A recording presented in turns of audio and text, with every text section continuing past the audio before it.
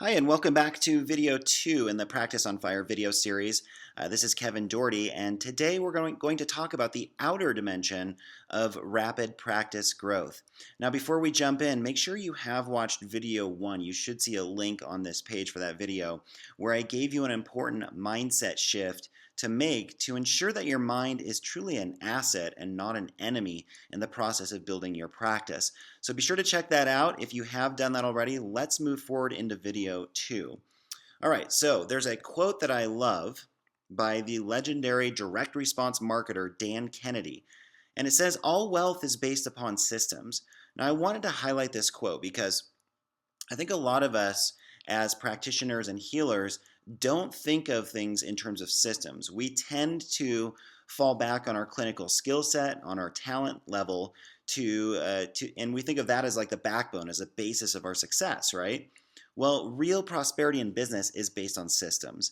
And when you can combine systems with your innate talent and skill set, I believe that's the winning combination. And that's what ensures you're basically fail-proof in your practice. You don't want to just rely on being an amazing healer or clinician. We want to get you set up with the right systems, in particular, marketing and client attraction systems. And that's what this video is going to focus on, okay? Most practices struggle because they don't have the right marketing, education, and contact management systems in place. And I would say about 90% of the new practices I start working with, and I've been doing this since 2005, so I've worked with many practices, about 90% don't have the right systems in place, and that is the major reason why they have so many ups and downs. It's unstable, it's stressful, and it feels really hard getting enough people in the door. Now, what I see time and again is that the average practice does the following as the basis of their marketing, and this is truly what keeps a practice mediocre or average. They hope they get enough referrals and that word of mouth is enough. They throw up a website and hope it generates business. They take a stab at advertising maybe once or twice, only to be disappointed. They maybe throw in a networking event or two and see what that does. They wait around for the phone to ring. And you can see on this list why this is problematic for business. Sitting around waiting, trying things haphazardly, believing that word of mouth is going to generate fast results for you, being passive about your website and kind of keeping your fingers crossed it does the job. This is why building a business is often a painfully slow, stressful process, and I see it time and again. So what I'm sharing in this video is really the ultimate antidote to this widespread epidemic. And let's get into that. We're going to talk mostly about your client attraction system today. This is why building a practice feels stressful and frustrating, and it just invites major problems into your business to set it up in such a haphazard way, right? So you need a clear, organized, proactive marketing plan that generates consistent, predictable results. Let's take a look at the client attraction system that I help my clients implement on a regular basis. So it really starts with your website. And in this internet age that we all live in now, whether we like it or not, having a website is, of course, fundamental to your success. But we don't just want any kind of website. We want a website that converts. And there are many elements that go into structuring your website so it converts well. We need all of those elements in place in order to feel confident sending people to the website, okay? And that's a lot of what I help people with in my group programs is structuring their website so it sells effectively in an authentic way and it has really high conversion. So that is outside of the scope of this video because it takes me a long time actually to go through all that, and it's stuff that most of us just never learned in our formal education, and it's a big reason why practice is a struggle. So we want to have our website be the hub or the epicenter of everything we do to build our business, all right? And then what we want are several different promotional spokes centered around that website. But what we're doing time and again is sending people back to the site because that's what sells us. That's what gives us that expert positioning and makes people want to work with us and helps them overcome their fear and their objections, their misassumptions, things like this, right? Your website should do all of this effectively. Once the site is structured the right way, then what we want to do is definitely use referrals as one of our promotional strategies. Now, like I said, most practice owners begin and end here. That's really the basis of their marketing, is they're just kind of banking on word of mouth to do the job. As you'll see, it's just one of many strategies you can use, and it's really not even the most effective or efficient strategy. It's a great one, don't get me wrong, but there's so many others that can work as well, if not better.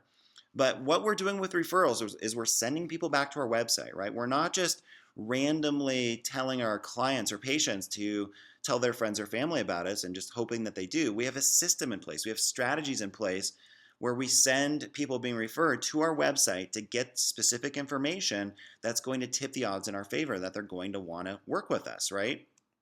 From there, networking and also speaking. So these are our main offline strategies here.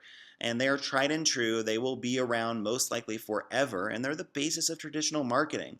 And especially if you're relatively new in practice, you definitely want to use networking and speaking and get comfortable doing these things, developing these skills, because the better you get at communication and connecting with people and having sales conversations and sharing how you can help others, it's going to translate into anything you do to build your practice and market, okay? So these are foundational stepping stones to building a successful practice. Now, from there, online advertising is, in my opinion, an essential strategy. And if I had to start a practice over again from scratch and I didn't know anybody and I was just brand new in a new area, I would be investing heavily in Facebook ads right now. And I say that with the specific skill set that I have with Facebook ads. I've been doing this a long time, so I'm very confident I could go into any market and pretty much just crush it with Facebook ads. So it is a skill set that you need to develop, right?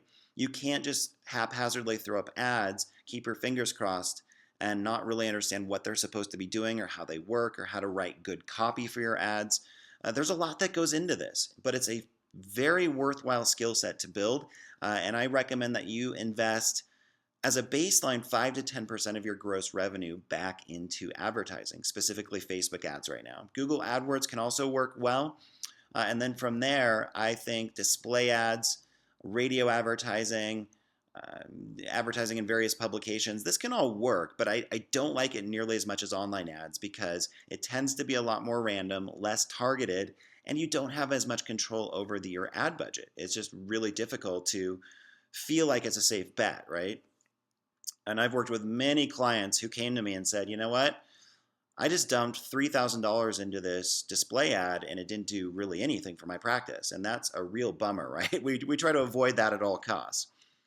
SEO or search engine optimization. So you want to make sure that your website is search engine optimized for your main keywords so you're ranking high on Google and other search engines. That is still a really effective way to build your practice. There are, in many markets, hundreds, if not thousands, of people searching online for your services or for solutions to their problems that you could help them with. And it's really important to be blanketing your website across Google for all of the main keywords that are relevant to your practice growth. Also, a big subject. In my coaching program, Practice and Fire, I give you a really in-depth overview of the main things you need to be aware of with SEO, and doing this in a way that is in-depth but very actionable, and it won't overwhelm you because I know this can be a very, it's like a foreign language, right?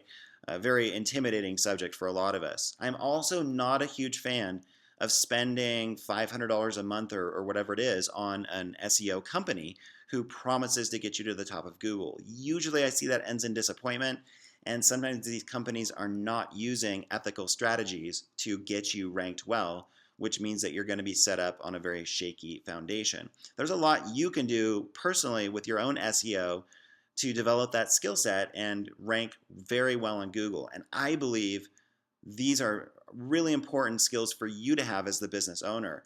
You don't want to outsource different tactics or strategies that are directly responsible for your revenue because it's giving somebody else, I believe, too much power for your business. What I love to do for my clients is train them on how to do this for themselves so you feel empowered. You don't need to spend all this money every month outsourcing it to different companies, okay? Video marketing, still very important and actually becoming more important. I really believe that the practice owner who has the most viable YouTube channel is going to have a huge advantage because more and more people are searching on YouTube, and you can do so much with your videos these days that give you expert positioning, that make people want to work with you and you alone, and that make them like you and trust you so much faster than you could get through other mediums.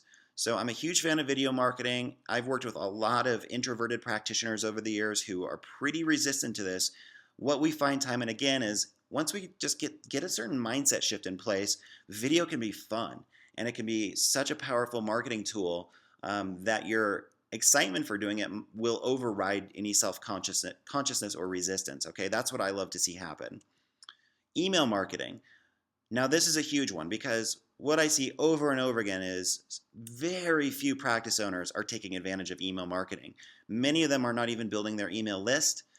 They're kind of bypassing this altogether. And I think that's a huge mistake because your email list should really be one of your main assets as a business owner. You want to build that list as aggressively as you can, take exceptional care of your email subscribers.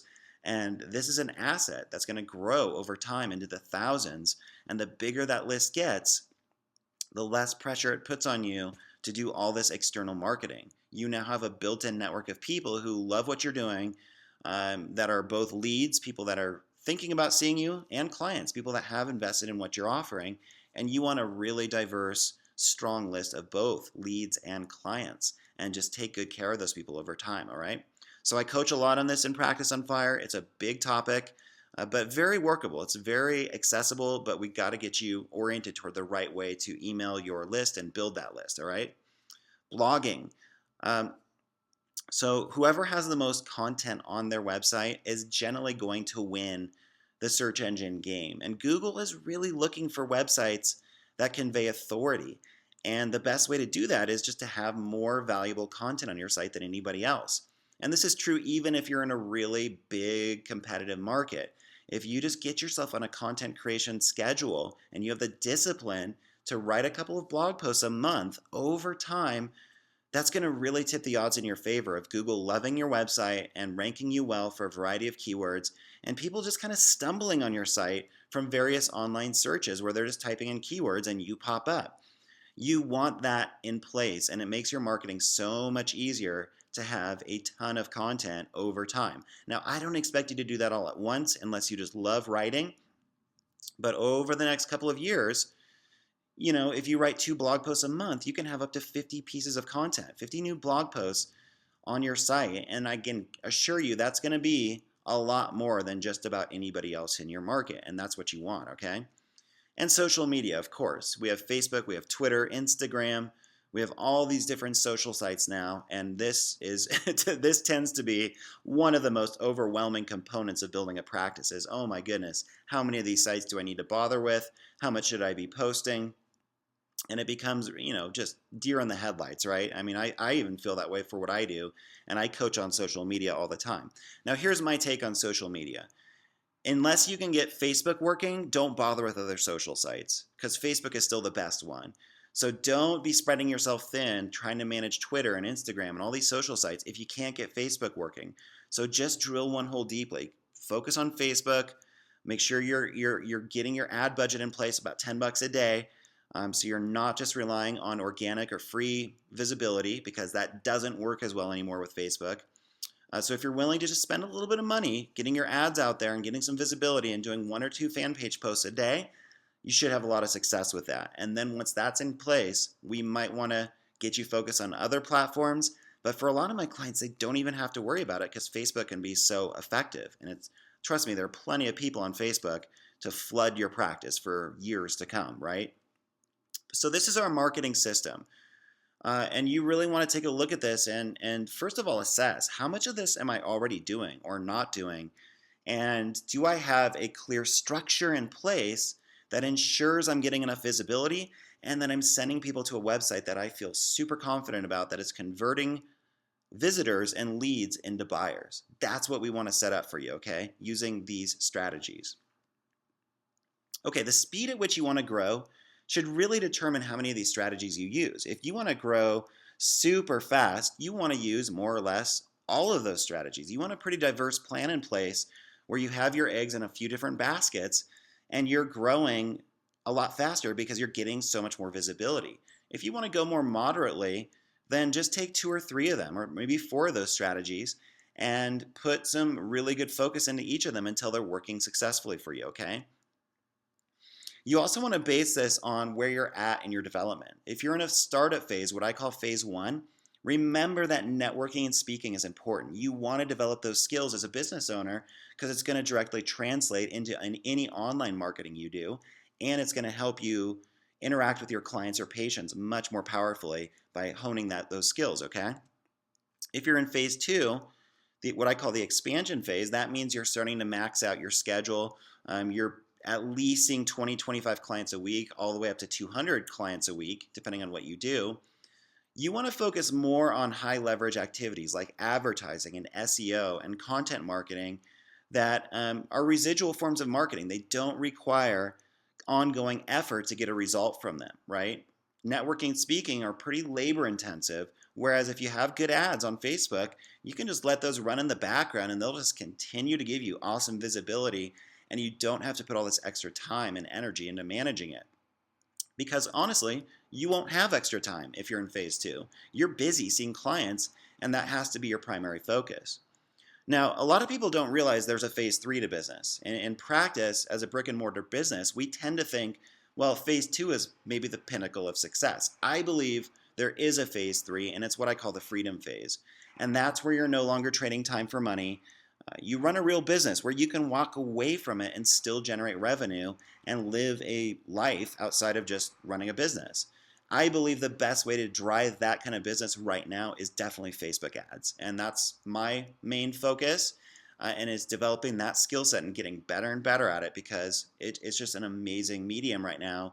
If you want to sell courses or create ebooks or programs online, and you don't want to do it exchanging your time every day for that, right? You want to transcend the time for money model. That's what phase three is. So this is a very kind of clean, brief overview of the different phases of business growth and then where you want to put your focus based on where you're at right now, okay? In tomorrow's video, I'm going to share a powerful education tip to help overcome one of the main obstacles you face in getting new clients or patients, which is skepticism. Now, all of these different systems with marketing and education and contact management, they all overlap. They all interrelate. And that's what you're going to see in the next video I'm going to share is as we're getting you more visibility and we're ensuring that you're getting enough people out there aware of you, simultaneously we're educating them, we're sharing value, and we're overcoming their objections and their fears to seeing you. Whether we like it or not, most people are skeptical of the work that you do. They don't understand it very well. They're a little reluctant to try it. They're holding on to some fear. So I'm going to teach you how to overcome that very powerfully in a way that's going to take a lot of the pressure off of you to get people in the door. So be sure to pay attention to that video. It should be out either tomorrow or very, very soon, and you'll get a hold of that as long as you're on my email list. All right, guys, so that was my client attraction system in a nutshell. Take action, implement, and also look for details on Practice on Fire opening very soon. And I'm going to help you get this system implemented down to the last detail and keep it very actionable for you. Should be a lot of fun and also extremely effective for your long-term practice growth. All right, guys, once again, Kevin Doherty here with BuildYourDreamPractice.com. It's been my pleasure sharing this video with you. Let me know if you have any questions, and I will talk to you in the next video. Take care.